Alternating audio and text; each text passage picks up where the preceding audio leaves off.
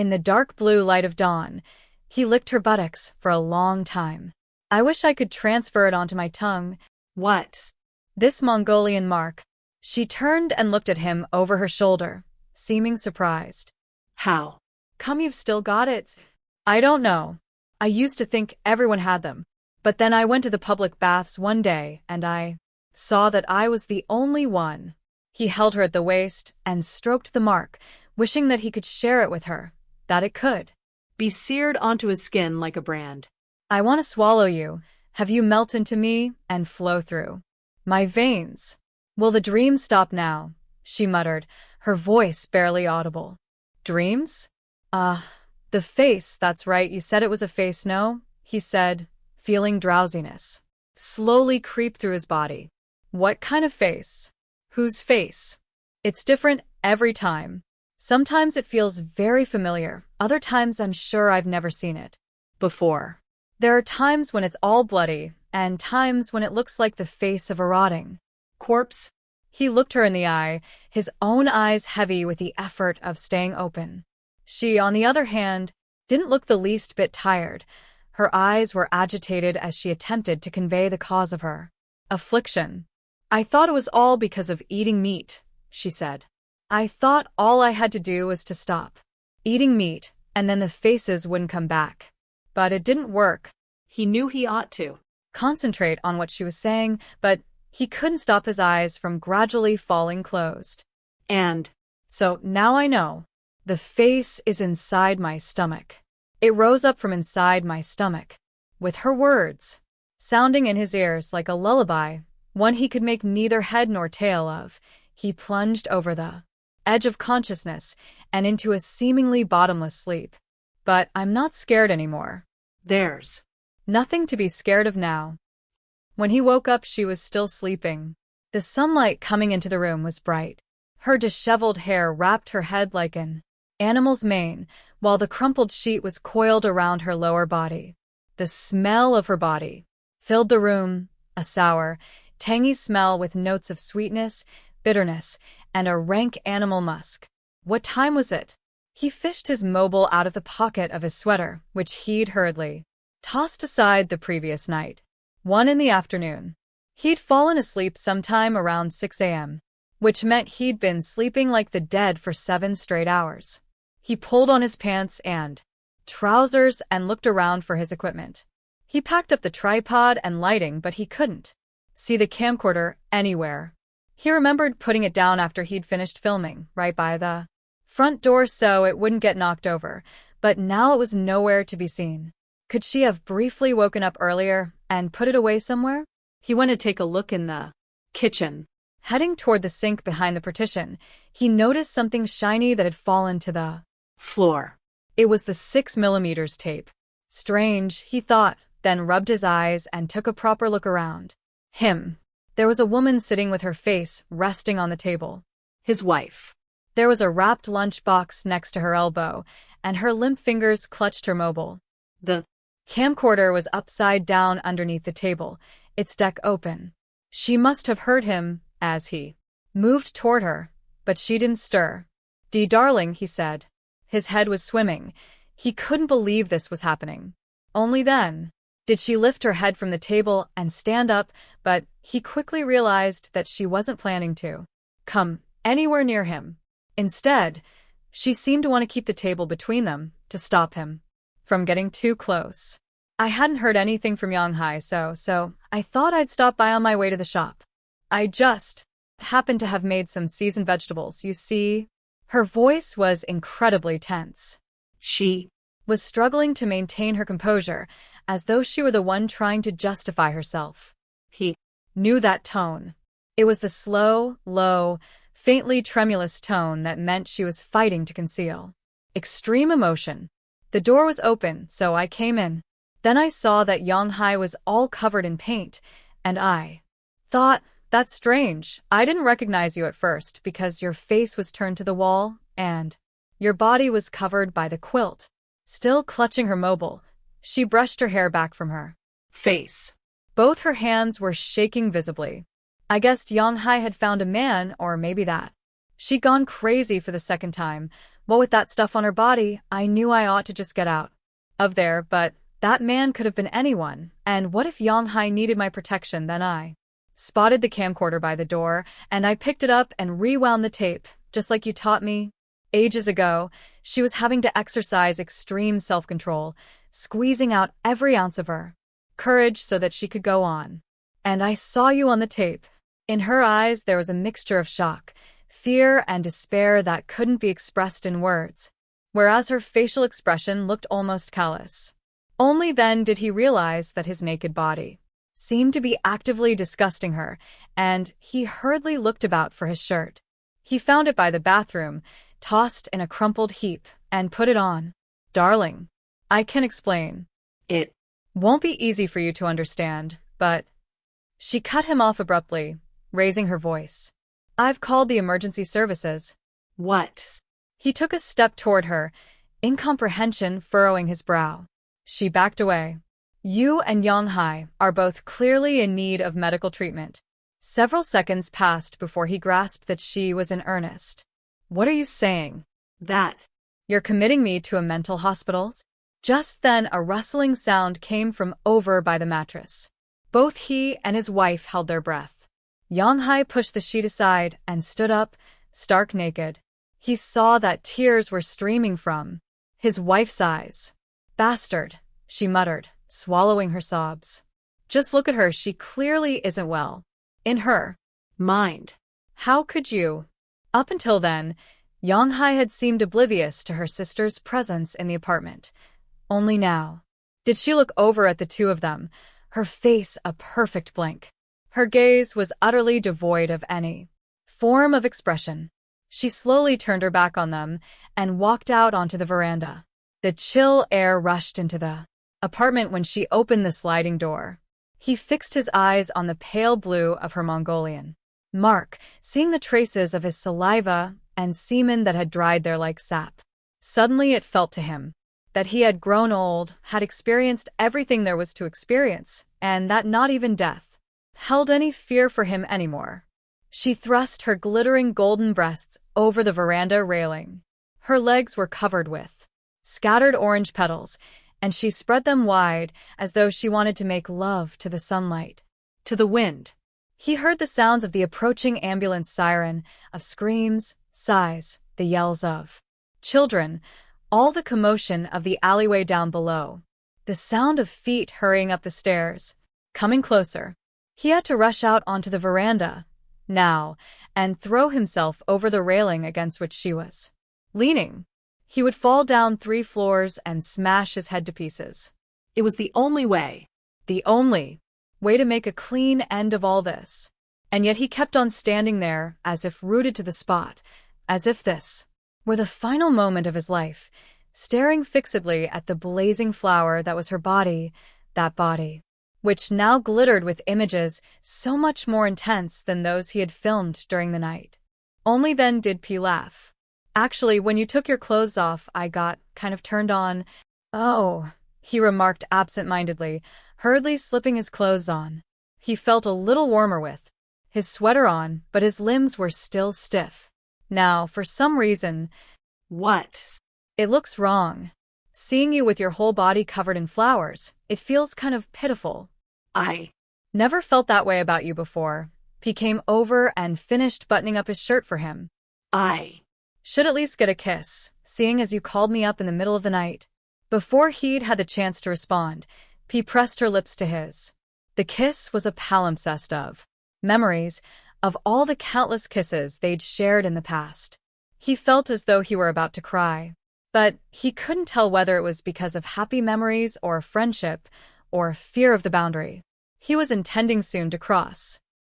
It was late, so he knocked softly on the door rather than press the buzzer.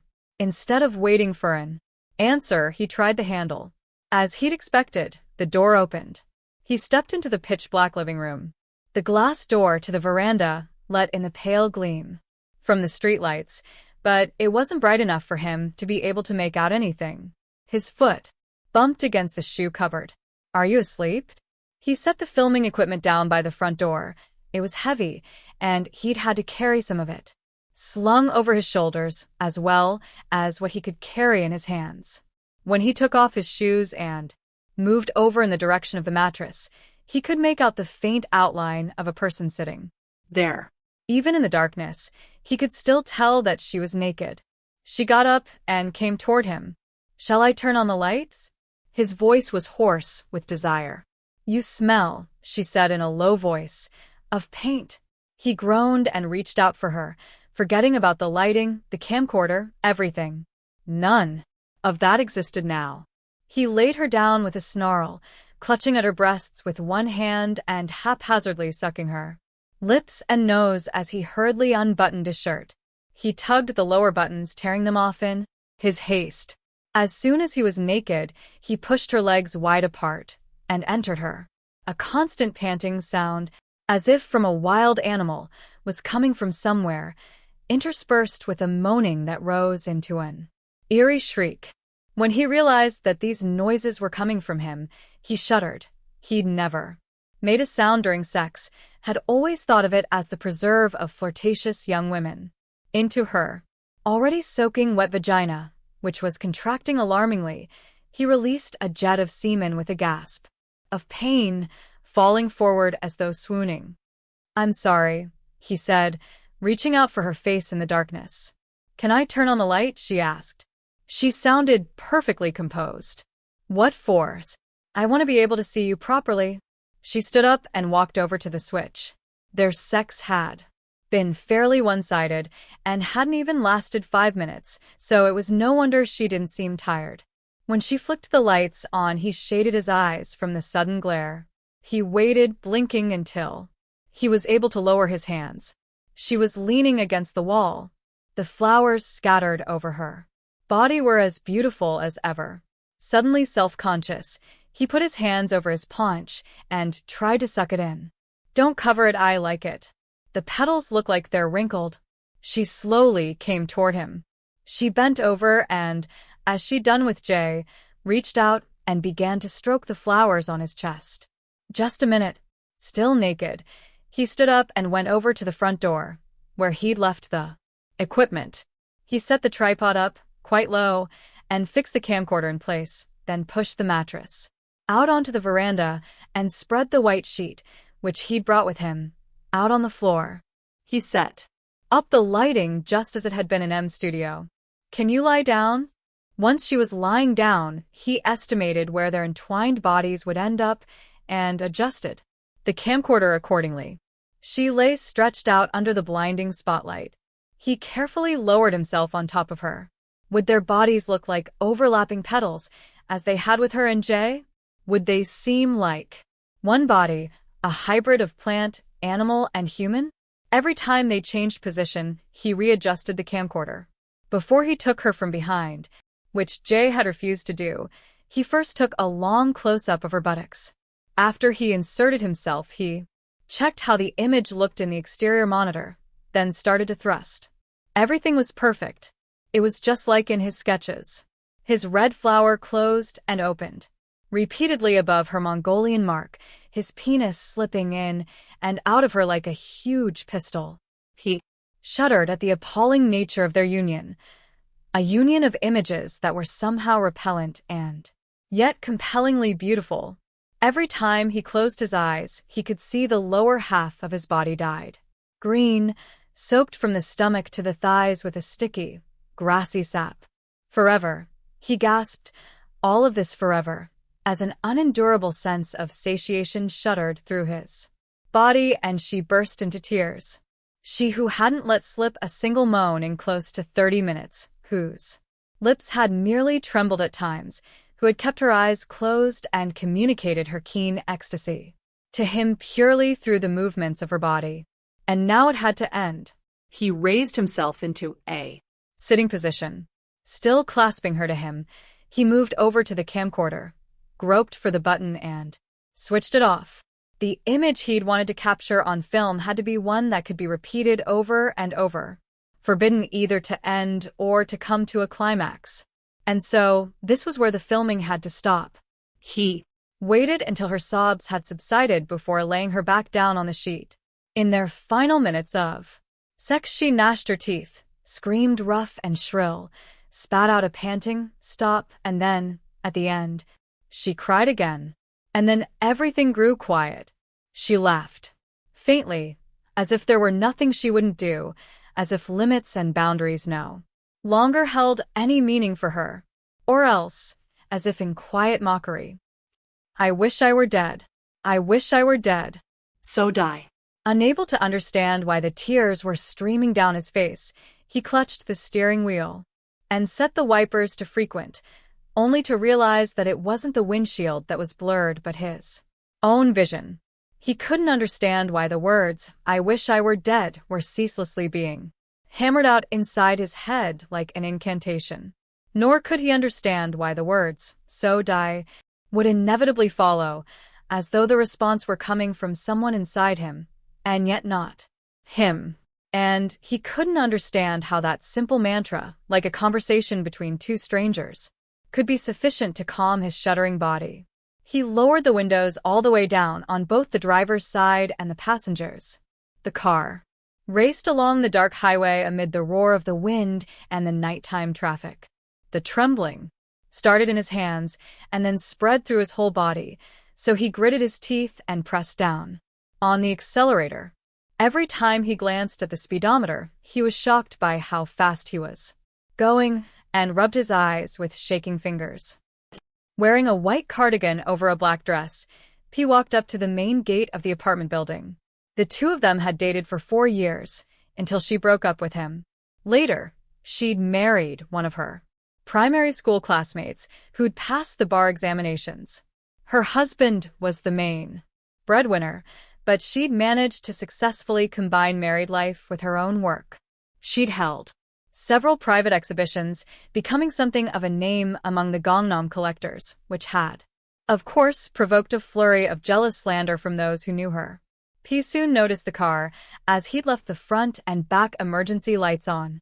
He drove down toward the gate and shouted, "Get in. Anyone might recognize me here. Hell, even the porter knows my face. What on earth do you want at this time of night? Just get in. I've something to tell you." P reluctantly did as he asked. "It's been a while, I know. Sorry for calling you up out of the blue like that. You're right, it has been a while. And this isn't like you. I don't believe you just had a sudden urge to see me again." He rubbed his forehead impatiently. "I have a favor to ask." "Go on." "It's a long story. Let's go to your studio." "Is it nearby?" "Just a 5-minute walk, but won't you tell me what's going on?" P shouted at him, her strident tone demanding that he hurry up and give her a straight answer. She'd always been hot-tempered. He was suddenly glad of her vitality, of her strong character, which he had at one time found somewhat wearying. A sudden impulse to embrace her gripped him, then faded away as abruptly as it had come. Just the vague memory of an old emotion. "It's a good thing my husband's working tonight," said P, switching on the studio lights. "Otherwise, there might have been one hell of a misunderstanding. Take a look at the sketches I mentioned." He held them out to her, and she gave them her full attention, an earnest expression on her face. "Interesting. You know, I'm surprised. I didn't know you knew how to use color like this." So, she rubbed her sagging jawline. "This is quite an about-turn. Could you really exhibit something like this?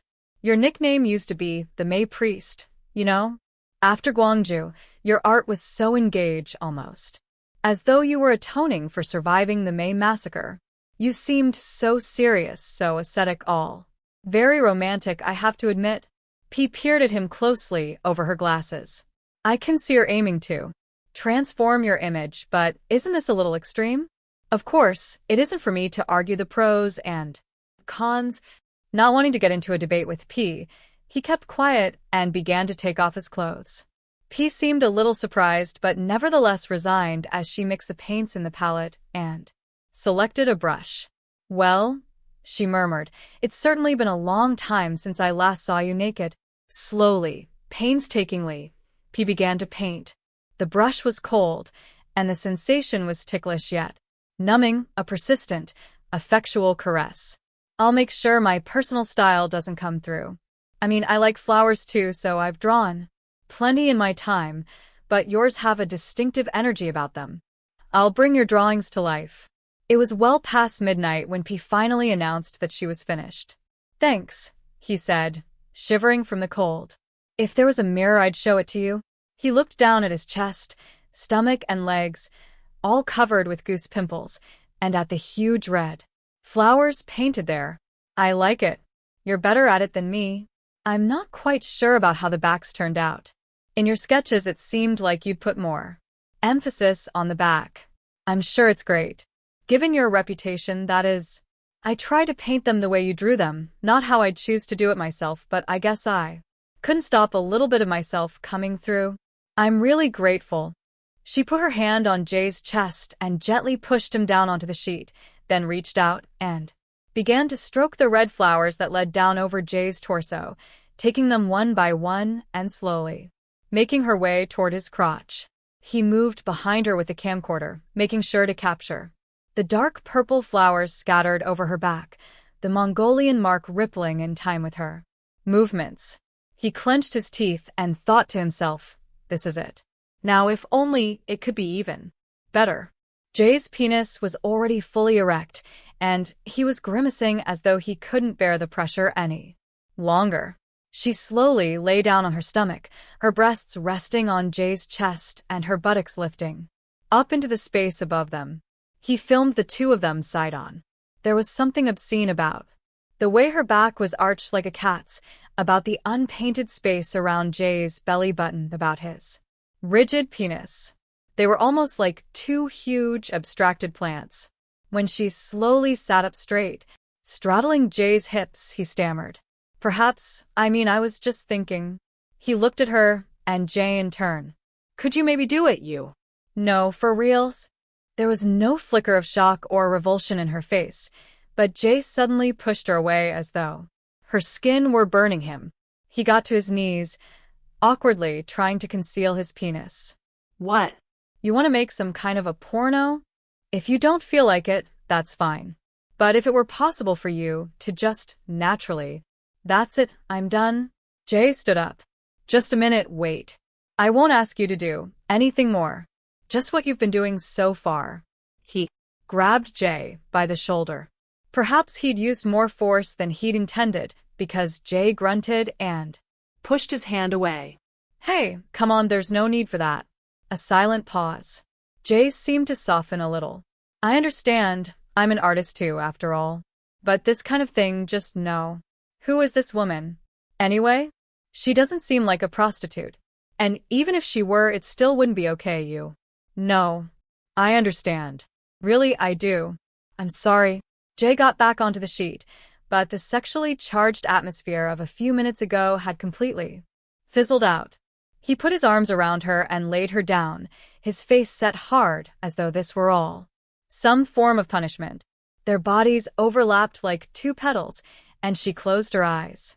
If Jay had agreed, she would have gone along without a murmur of protest. He felt sure of that. Try moving a bit.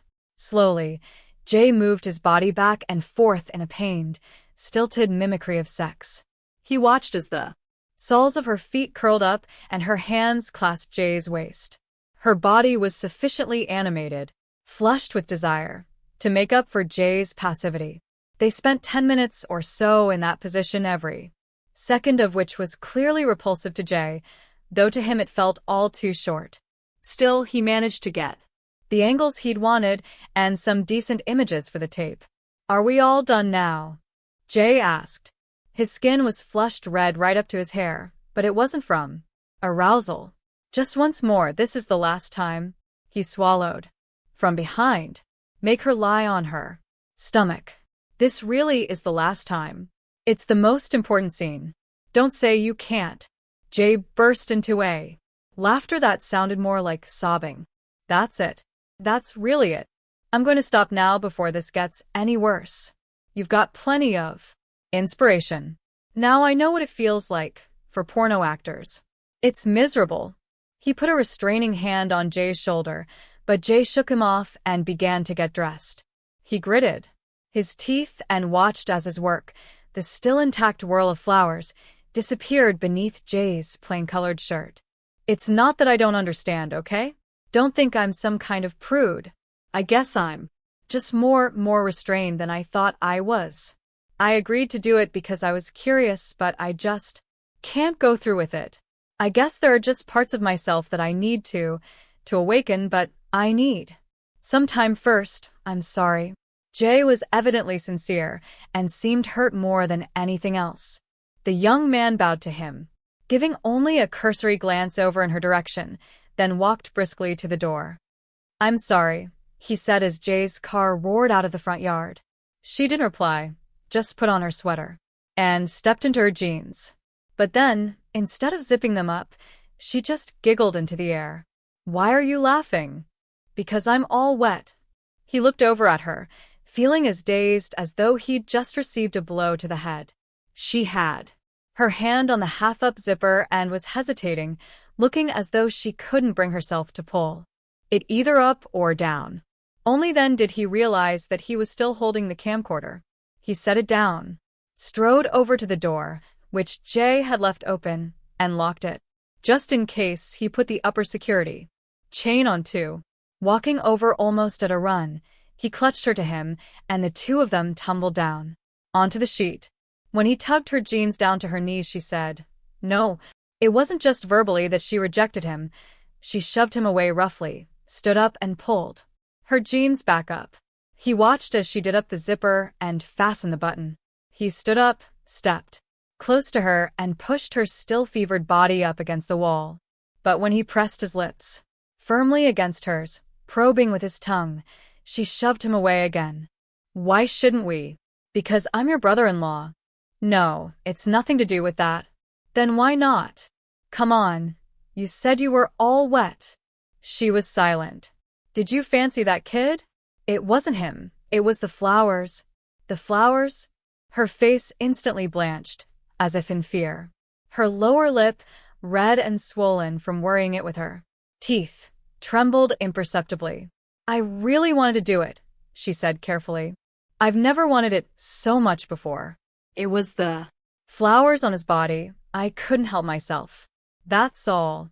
He watched as she turned her back on him and walked decisively over to the door.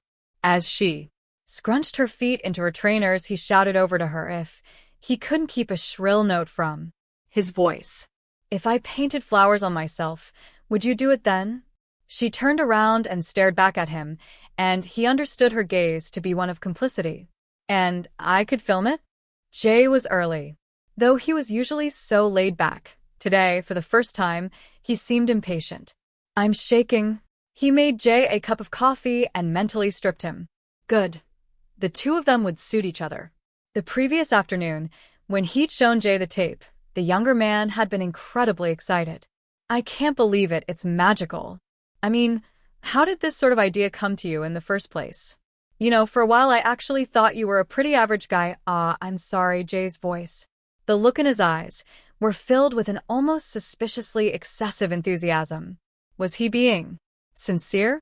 This is so different from anything you've made before. It's like something's lifted you right up to a completely different level. These colors, though he balked at Jay's hyperbole, typical of young people, overall he had to say he agreed. It wasn't as though he'd previously been blind to the beauty of color, but still, it felt as though his body were brimming with their intense hues. All this latent energy inside him, it was almost unbearable. He was living with a new intensity. I used to be dark. There were times when he wanted to express it this way.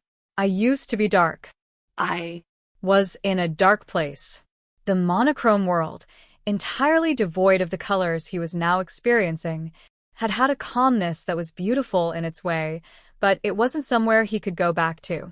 It seemed the happiness that had enabled him to feel that quiet peace was now lost to him forever. And yet he found himself unable to think of this as a loss.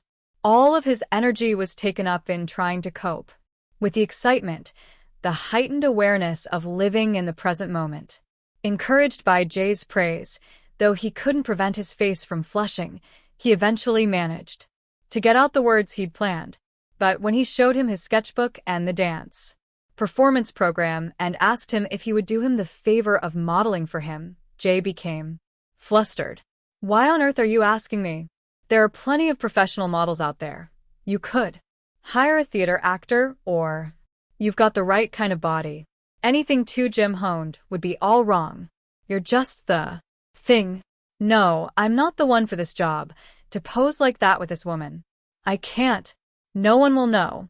I won't show your face. And this woman, don't you want to meet her? Wouldn't you like to be part of the inspiration for such a piece? After being given just the one night to think it over, Jay had called the next morning and agreed to be the model. Of course, there was no way the younger man could guess what he really wanted: to film the two of them, Jay and his sister-in-law, actually having sex. She's a bit late, isn't she?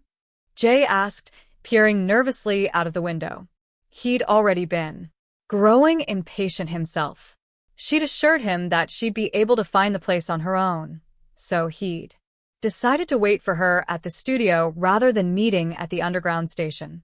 Well, perhaps I'll go down to the station. He picked up his sweater and stood up, but just then, they heard someone knocking on the translucent glass door. Ah, here she is. Jay put down his cup of coffee. This time she was wearing a chunky black sweater with the same jeans as before. Her loose hair, naturally very black, was still wet. She must have washed it just before she came out. She looked first at him, then at Jay, then gave a quick laugh. I was very careful, she said, touching her hair. I didn't get any water on the flowers. Jay smiled, looking relieved. He probably hadn't expected her to seem so ordinary. Take off your clothes? Me? Jay's eyes opened wide. She's already been painted, so now I just have to do you. Stifling a nervous giggle, Jay turned his back on them and got undressed. You'll have to take your pants off, too. Jay hesitated, then did as he was asked. Jay's body was slight, more so than he'd expected. Aside from the thick hair that ran down in a line from his belly button and spread to the tops of his thighs, his flesh was enviably white and smooth. Just as he'd done with his sister-in-law, he had Jay lie prone and began to paint him with flowers, starting from the nape of his neck. Working as quickly as possible, he used a big brush to paint light purple hydrangeas, which seemed to tumble down over Jay's back as though caught in a strong wind. Turn over. Using Jay's penis as the center, he painted a single huge flower, the crimson of blood, so that it looked as though Jay's black pubic hair was the sepals and his penis the pistil.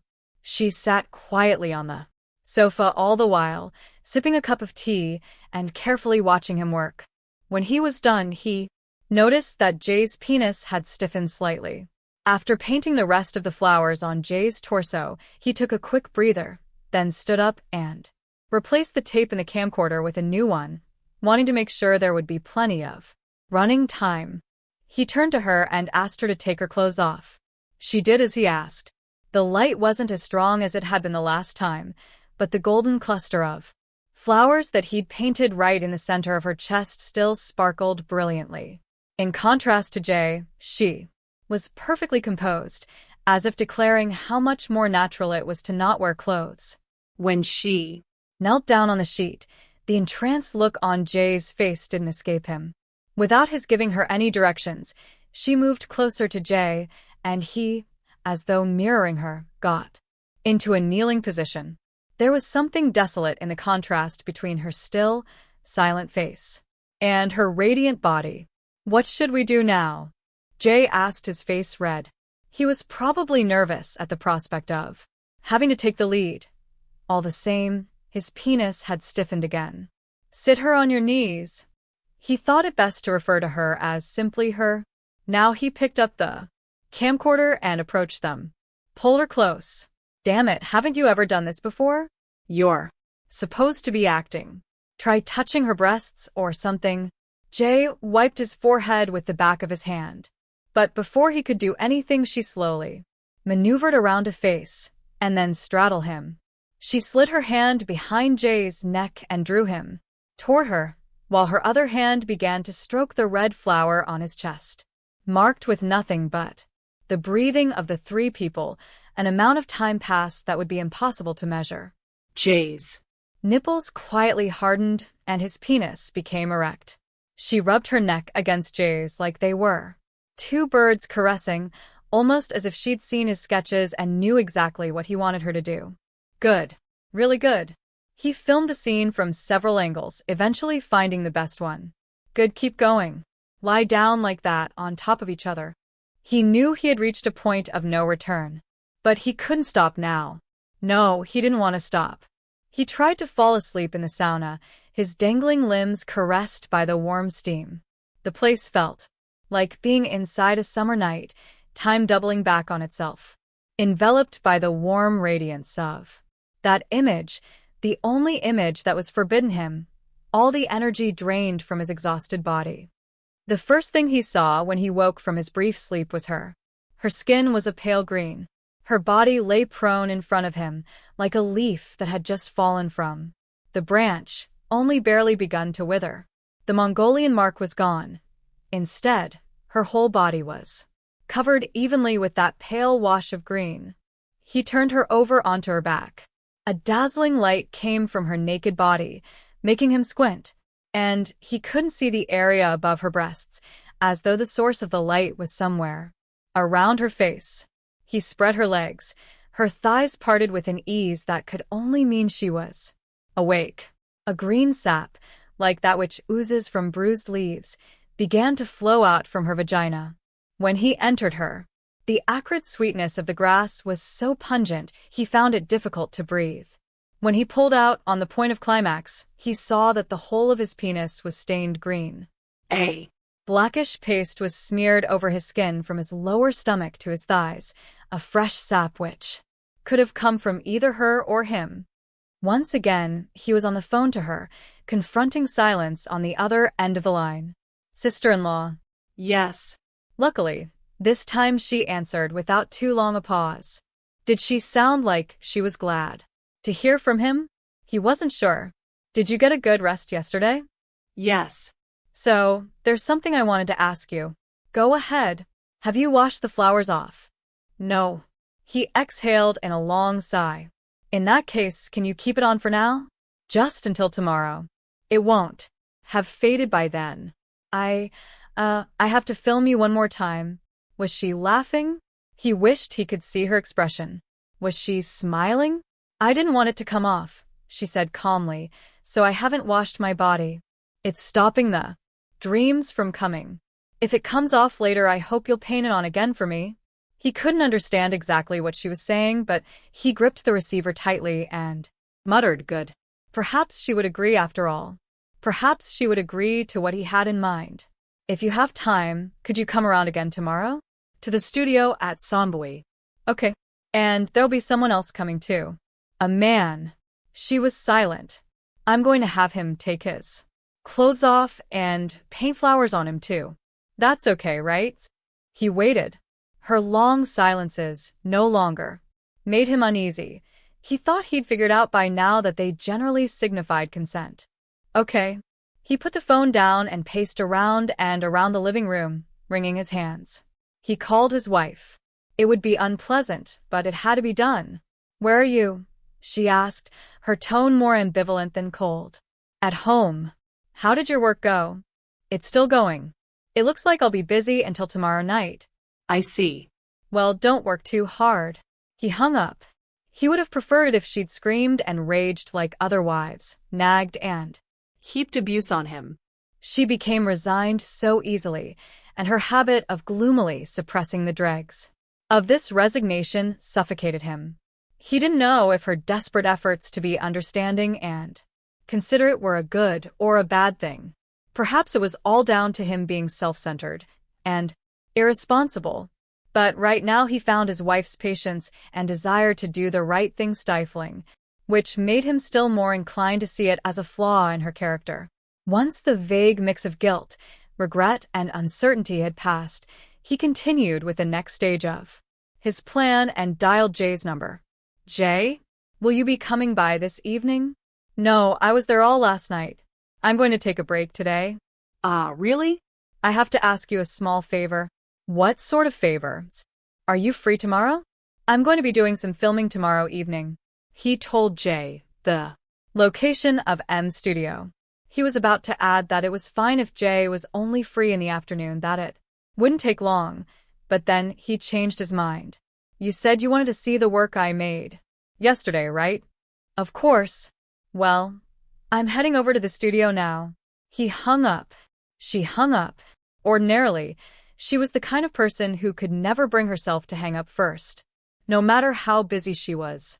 Thrown into confusion, he felt an unexpected pang of guilt and sat there, for a while undecided, still clutching the phone in his hand. He hesitated over whether to go back inside and wait for his wife to get in, but soon made up his mind and started the engine. The roads were fairly empty at this hour. It would only take her 20 minutes or so to get home. In all likelihood, the child would stay sound asleep and nothing at all would happen. But in any case, he simply couldn't face the thought of sitting there in that brightly lit apartment, waiting for his wife to come home, only to be confronted with the darkness in her face. When he arrived at the studio, there was only Jay there. You're here late. I was just about to leave. He hoped that Jay wouldn't hang around on his account, given that the space was shared by 4 people, and all of them night owls. The opportunity for a whole night's uninterrupted work was rare. He turned on the computer while Jay was getting his things together and putting on his trench coat. Jay seemed surprised to see the 2 tapes he was holding. You've made something? That's right. Jay smiled at his lack of elaboration. I'd love to take a look at it when you're done. Of course. Jay sketched a playful bow, opened the door, and swung his arms vigorously as he marched out, impersonating someone who felt the need to make himself scarce. He laughed. Once the laughter had subsided, it struck him what a long time it had been since he'd laughed like that. The sun was well up the next day when he took out the master tape and turned off the computer. The tapes had turned out better than he'd expected. The lighting, her movements, the atmosphere these evoked, all were breathtakingly compelling. He toyed briefly with the idea of adding some background music before deciding to keep it silent, to make it seem as though everything on screen were occurring in a kind of vacuum.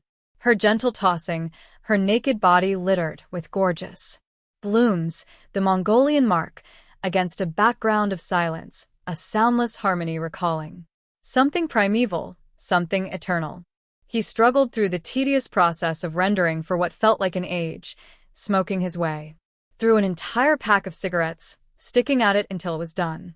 The running time of the finished piece was 4 minutes 55 seconds.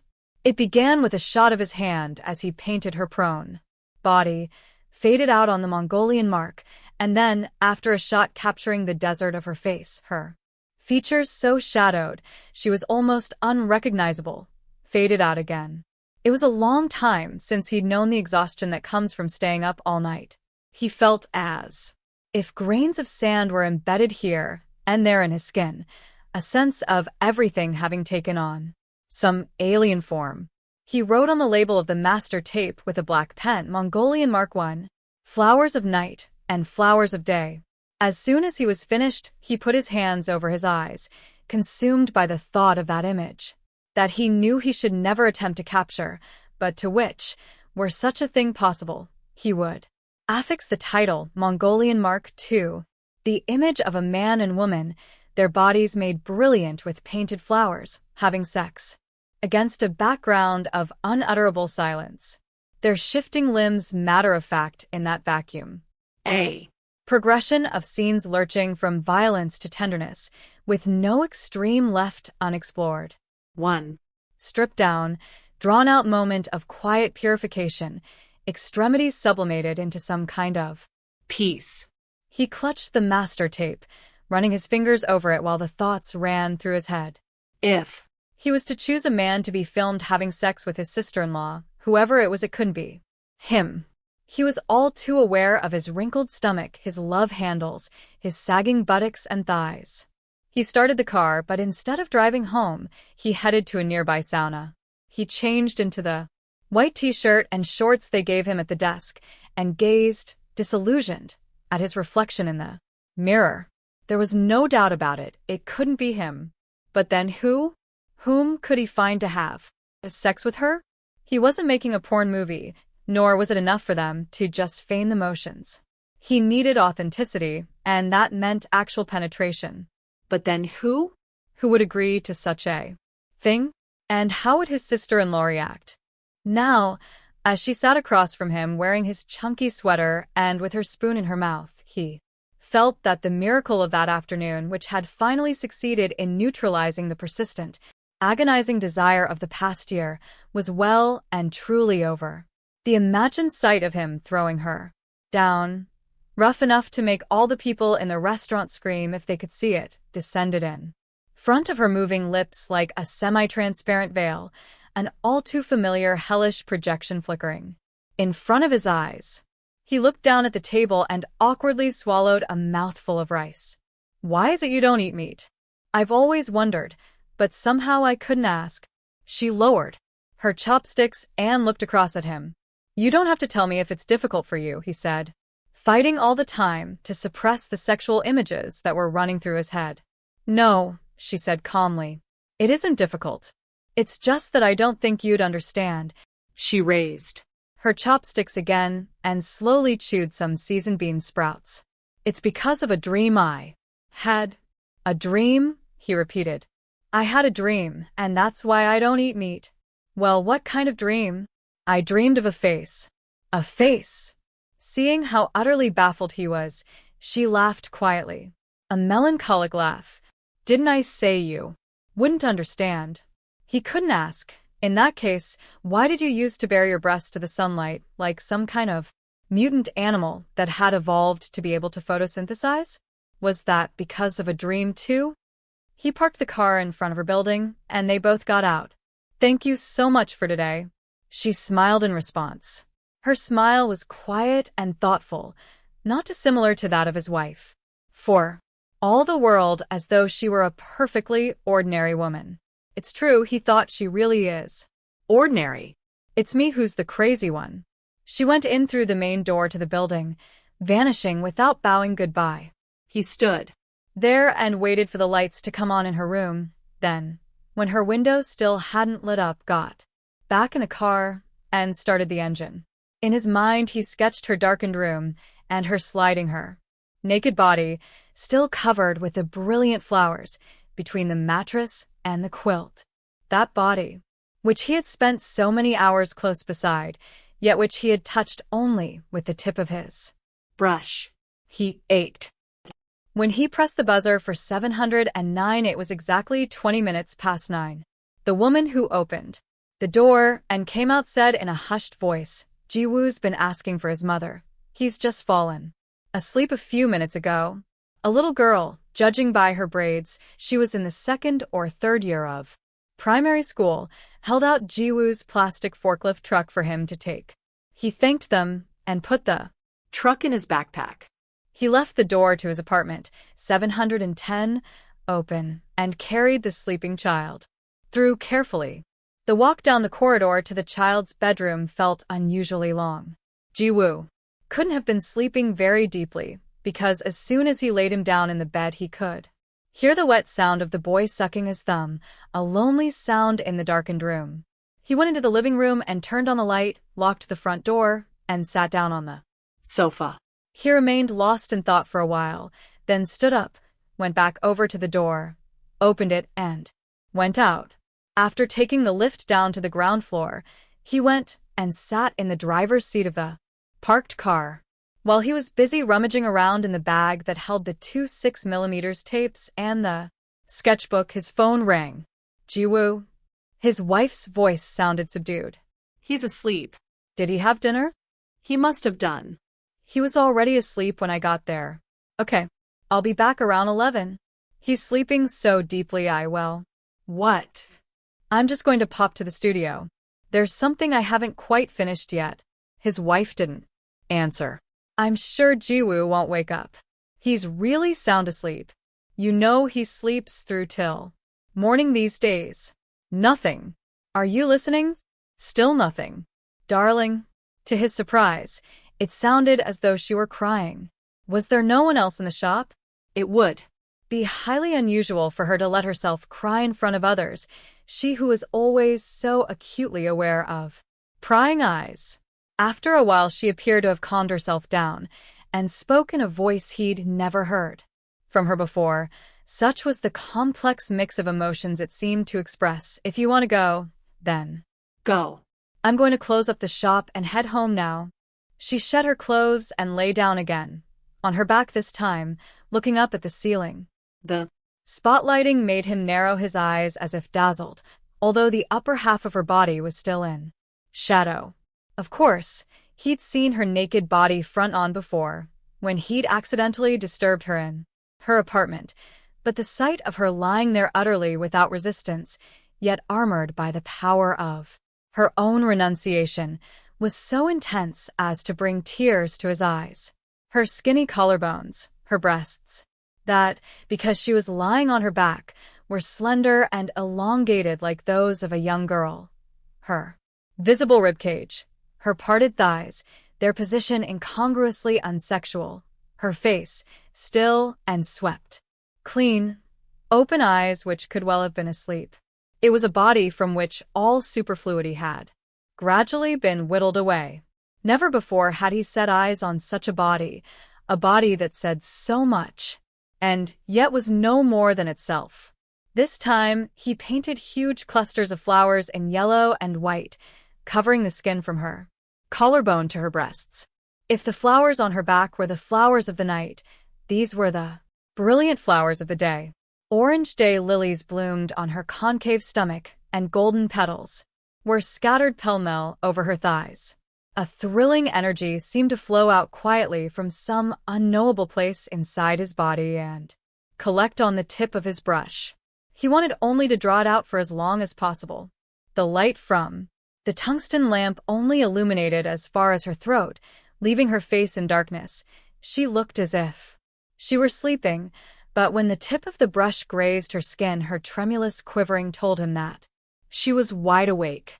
Her calm acceptance of all these things made her seem to him something sacred. Whether human, animal, or plant, she could not be called a person, but then she wasn't exactly some feral creature either, more like a mysterious being with qualities of both. When he eventually set the brush down, he looked down at her body, at the flowers blooming on it, with all thoughts of filming gone out of his head. But the sunlight was gradually failing, her face being slowly erased by the late afternoon shadows, and so he quickly set his thoughts in order and stood up. Lie on your side for me. Slowly, as though timing her movements to some music only she could hear, she bent her arms, legs, and waist and rolled onto her side. He panned the camera down the ridge of her side and over the soft curve of her buttocks, then filmed first the flowers on her back, the flowers of night, and then the flowers of the sun on her front. Once he'd finished this, he moved on to her Mongolian mark, faint like some blue relic in the gradually fading light. He hesitated. He'd promised himself he wouldn't do this, but as she gazed over at the pitch-black window, he couldn't stop himself from taking a close-up of her face. The screen filled with her pale lips, the shadowed hollow above her protruding collarbones, her forehead with her disheveled hair, and her two empty eyes. She stood in front of the door with her arms folded while he loaded the equipment into the car trunk. As Em had asked, he pushed the key inside one of the hiking boots that had been left on the landing. All done, he said. Let's be off. Even though she was wearing his sweater over her own, she was shivering as though cold. Shall we go and eat something at yours? Or, if you're hungry, how about we find somewhere to eat around here? Whatever you like, she murmured, then gestured toward her chest. Will this come off with water? As though this practical detail was the only thing she was curious about. I wouldn't have thought it'd come off too easily. You'll have to wash it a few times too, she interrupted him. I don't want it to come off. Momentarily at a loss, he looked across at her face, but the darkness obscured whatever expression might have been there. Heading into a more built-up area, they tried a few different alleys in their search for somewhere to eat. As she didn't eat meat, they chose a place that advertised Buddhist cuisine. They ordered the set meal, and around 20 neatly arranged side dishes were brought out, alongside stone pot rice with chestnuts and ginseng. Watching her as she ate, it suddenly occurred to him that, despite her having spent the past 4 hours stark naked, nothing he'd done had drawn from her any meaningful response. Of course, his plan hadn't been to get her aroused, only to film her naked, but all the same it was surprising that the process hadn't provoked in her even the slightest feelings of desire.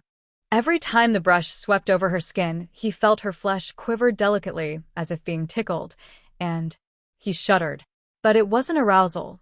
Rather, it was a feeling that stimulated something deep in his very core, passing through him like a continuous electric shock.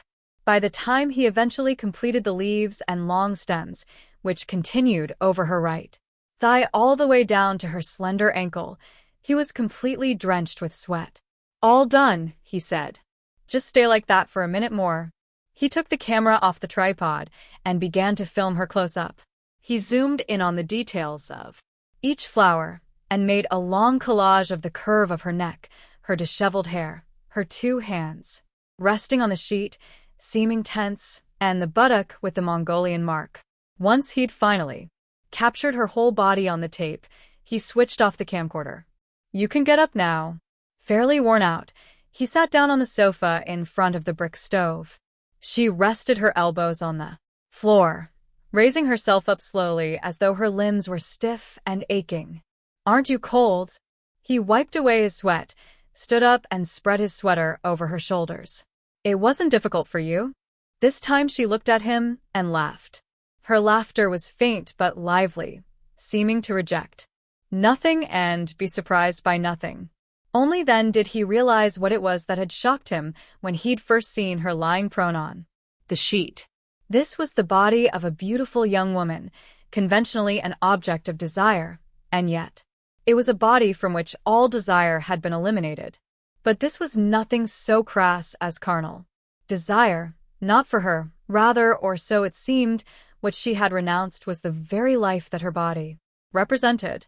The sunlight that came splintering through the wide window, dissolving into grains of sand, and the beauty of that body that, though this was not visible to the eye, was also ceaselessly splintering. The overwhelming inexpressibility of the scene beat against him like a wave breaking on the rocks, alleviating even those terrifyingly unknowable compulsions that had caused him such pain.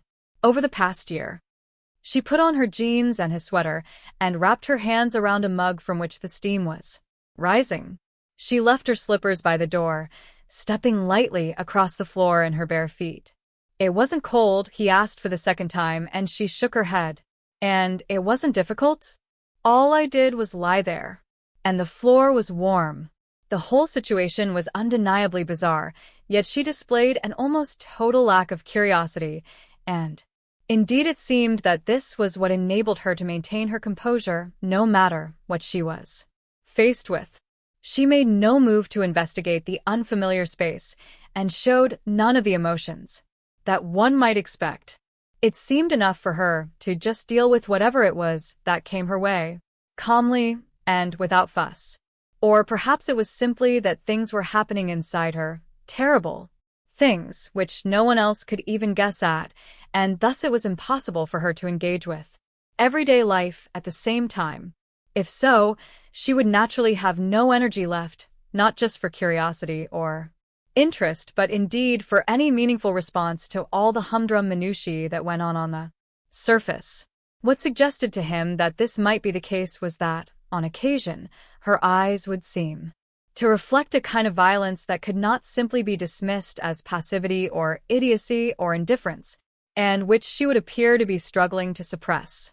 Just then she was staring down at her feet, her hands wrapped around the mug, shoulders hunched like a baby chick trying to get warm. And yet, she didn't look at all pitiful sitting there. Instead, it made her appear uncommonly hard and self-contained, so much so that anyone watching would feel uneasy and want to look away. He recalled the face of her ex-husband, whom he'd never liked, and whom he no longer had any need to call brother-in-law. A dry face, which seemed to value nothing outside of the everyday. Nothing he couldn't touch with his own two hands. The mere thought of those vulgar lips pressed greedily against her body, those lips that had never mouthed anything other than the trite and conventional, filled him with a kind of shame. Did that insensitive oaf know about her Mongolian mark? He couldn't imagine their naked bodies twined together without it seeming insulting and defiling and violent. She stood up, holding out the empty cup, and so he stood up too. He took the cup and put it down on the table.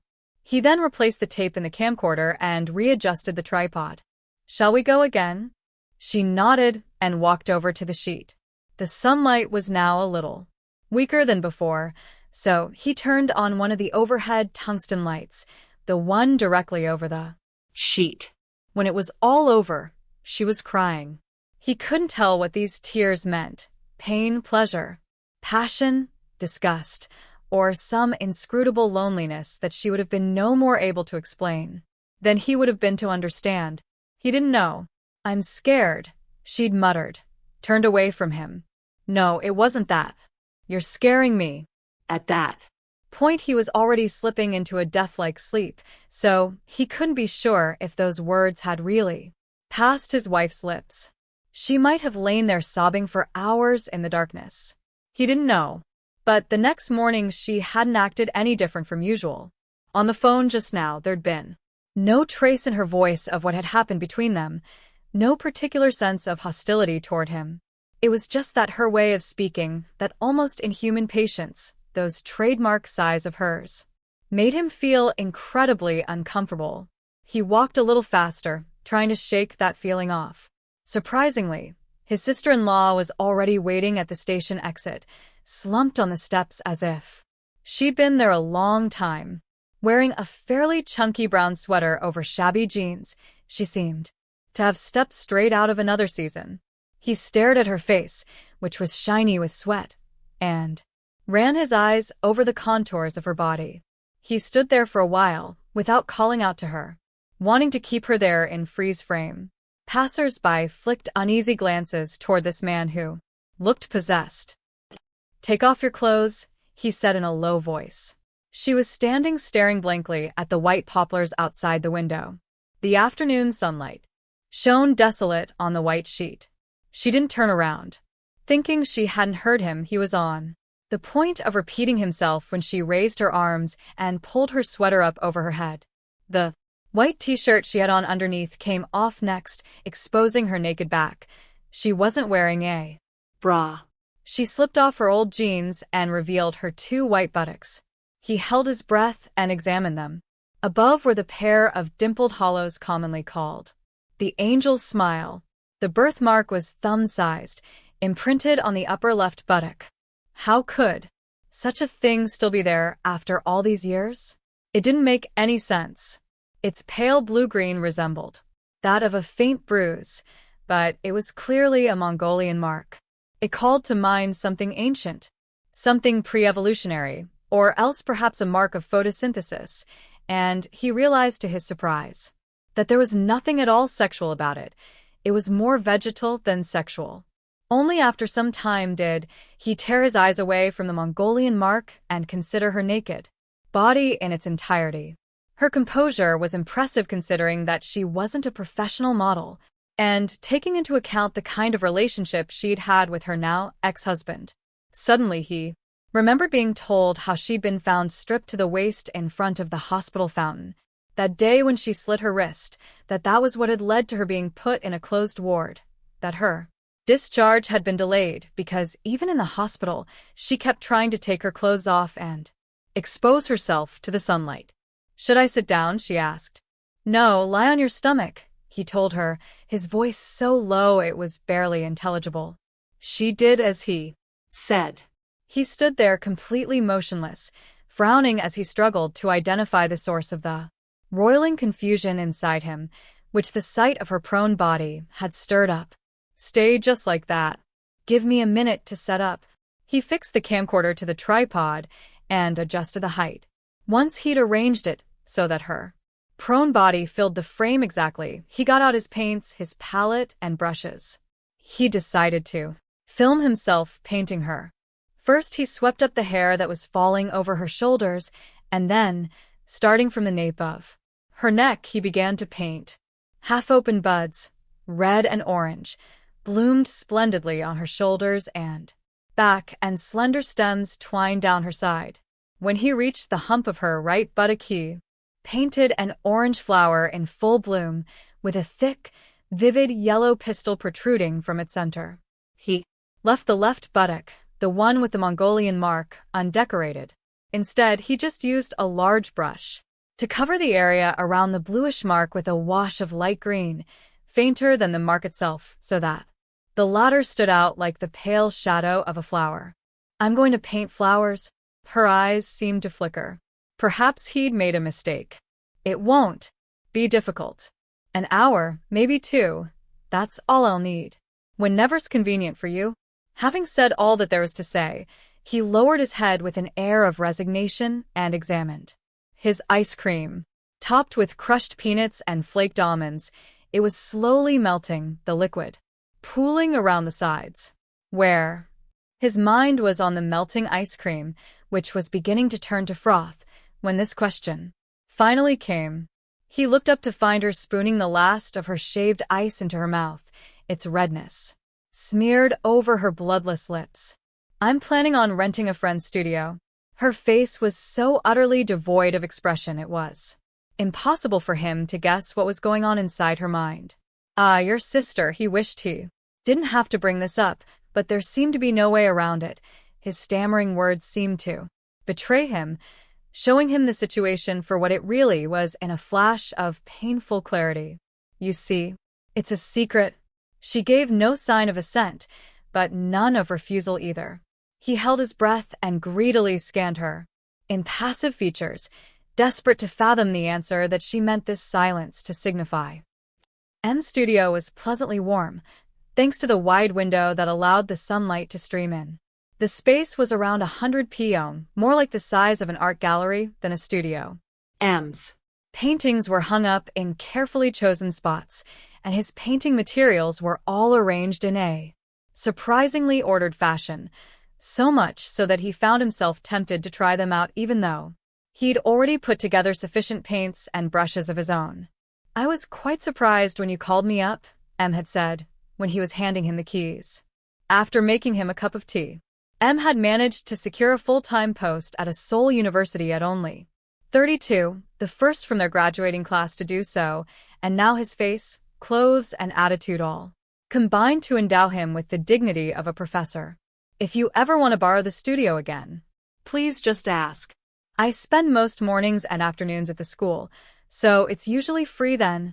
He took down a few of M's paintings, the ones that were slightly overlapping the edges of the window, thinking as he did, so that they were far more conventional than anything he would put his name to. He spread a white sheet over the large rectangle of wooden floor upon which the light fell most strongly and lay down upon it for a while, checking what she would have in her field of vision, and whether the position would feel comfortable enough. The wooden beams spanning the high ceiling, the sky outside the window, the sheet, a layer of softness between his back and the hard floor, which was a little chilly, but not unbearably so. He turned over onto his front, where different things caught his eye. M's pictures, the patch of sunlight carved into the shade of the wooden floor, the soot caked onto the unused brick stove. He spread out his painting materials, checked the batteries in his PD-100 camcorder, set up the studio lighting for a long session of filming, opened his sketchbook, closed it again, put it back in his bag, took off his sweater, rolled up his sleeves, and waited. When it was getting on for 3 p.m., which was when they'd arranged to meet, he pulled his sweater back on and put on his shoes. He walked briskly to the underground station, breathing in the clean air of the suburbs. His mobile rang, and he kept walking while he answered the call. "It's me, his wife. It looks like I'm going to be late finishing today. And the babysitter's got a flat tire. You'll have to pick Jiwoo up from the nursery at 7. "I can't," he answered shortly. "I can do 9 at the earliest." He heard his wife sigh. "All right. I'll ask the woman in 709 to look after him until 9. They hung up without any unnecessary small talk.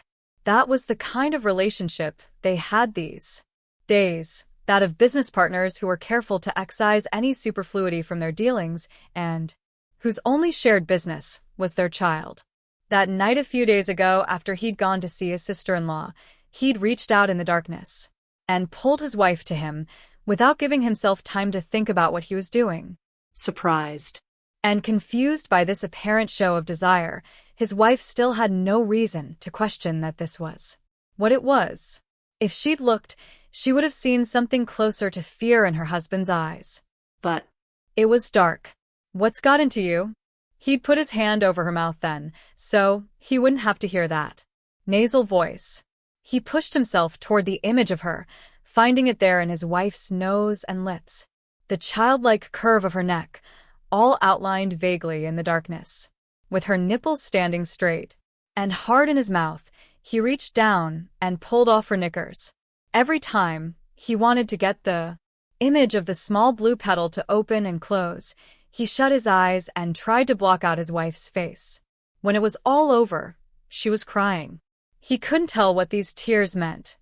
Pain, pleasure. "It'll only take a minute," he said, slipping his feet into his shoes. "You'll come with me?" "Where to?" "We could just walk around, talk for a bit. I'll try and think of something that might interest you." No, there's no need. The thing is, I have a favor to ask." She looked unsure, but he'd already made up his mind. If he was to escape from this agonizing situation, the inexplicable compulsions that were gradually taking him over, he needed to get outside, out of this room. It was too dangerous for him to stay there a moment longer. "We can talk here." "No, I want to walk for a bit. Besides, isn't it stifling for you to be cooped up inside all day?" Eventually, as though resigned to having lost this argument, she put on her slippers and followed him out. They walked down the alley without speaking to each other and continued along the main road. When he spotted a sign for a chain cafe, he asked her, "Do you like shaved ice?" She gave a half smile, looking for all the world like a girl on a date who doesn't want to seem too easily pleased. The two of them took a seat by the window. He looked across at her in silence as she mixed red bean into the shaved ice slush and licked it from the tip of her wooden spoon, as if there were a wire linking her tongue with his body. Every time that little pink tip darted out, he found himself flinching as though from an electric shock. And he thought to himself that perhaps there was only one way out, that perhaps the only way out of this hell of desire would be to make those images into a reality. So, the favor. She fixed him with her glance, of red bean on the tip of her tongue. In her single-lidded eyes, the simple line of which made her look almost Mongolian, her pupils, which were neither large nor small, shone with a faint light. "I'd like you to model for me." She neither laughed nor became flustered. She kept her calm gaze fixed on him, as if intending to bore inside. "You've been to some of my exhibitions, right?" yes. "It'll be a video work, similar to my other ones. And it won't take long. You just have to take your clothes off." Now that he'd finally come out and said it, he felt suddenly bold, and was sure that his hands, which had already stopped sweating, would also become steadier. His forehead felt cooler. 2. "You'll take your clothes off, and I'll paint your body." Her eyes, calm as ever, still gazed across at his. "You'll paint on me?" "That's right. You'll keep the paint on until the filming is over." "Paint on my bodies?"